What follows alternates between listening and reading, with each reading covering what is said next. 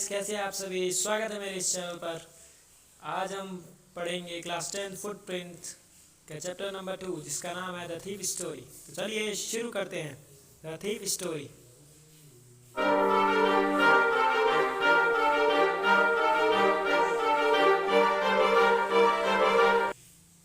अनिल 25 साल के लड़के थे। वह बहुत लापरवाही से अपना जीवन व्यतीत कर रहा था। वह अपना जीवन चलाने के लिए, पैसा कमाने के लिए, लिखने के लिए संघर्ष कर रहा था। एक दिन अनिल कुश्ती मैच देख रहा था।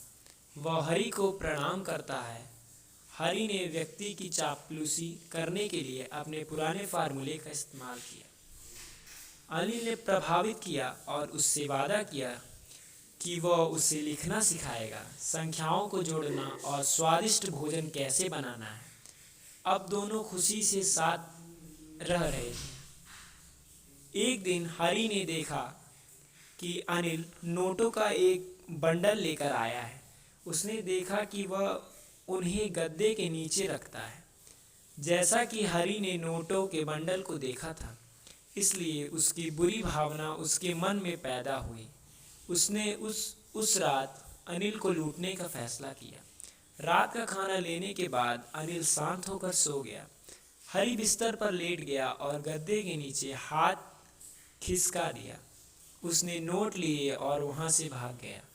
वह ट्रेन में सवार होने के लिए रेलवे स्टेशन से लखनऊ के लिए रवाना हुआ, लेकिन वह चूक गया। वह बाजारों में घूमता रहा।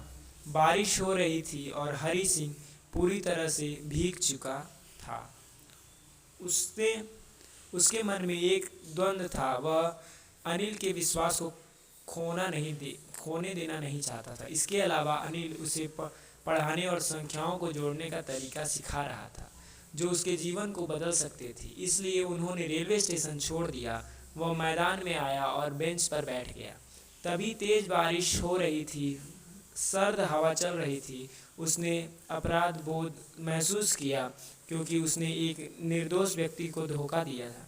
उसकी कमीज और पजामा उसके शरीर पर गिर गया, क्योंकि वह बारिश के कारण गीला हो गया। हरि सिंह हृदय परिवर्तन हुआ था। उसने अनिल के पास लौटने और पैसे तकिए के नीचे रखने का फैसला किया। वह कमरे में पहुंचा और रुपए वापस कर दिए। अगली सुबह वह थोड़ी देर से उठा और अनिल ने पहले ही अपनी चाय बना ली थी। अनिल ने हरि सिंह को यह कहते हुए 50 रुपये की पेशकश की उन्होंने उसे अर्जित किया है। उसने उससे कहा कि अब उसे नियमित रूप से भुगतान किया जाएगा। हरि ने नोट अपने हाथ में रखा। उन्होंने महसूस किया कि नोट कल रात बारिश में भीगे हुए थे। हरि को पता चल गया था, लेकिन उसने कुछ नहीं कहा।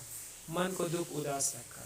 धन्यवाद स्टोरी को देखने के लिए। आगे भी हमें अपनी स्टोरी लाएंगे। धन्यवाद।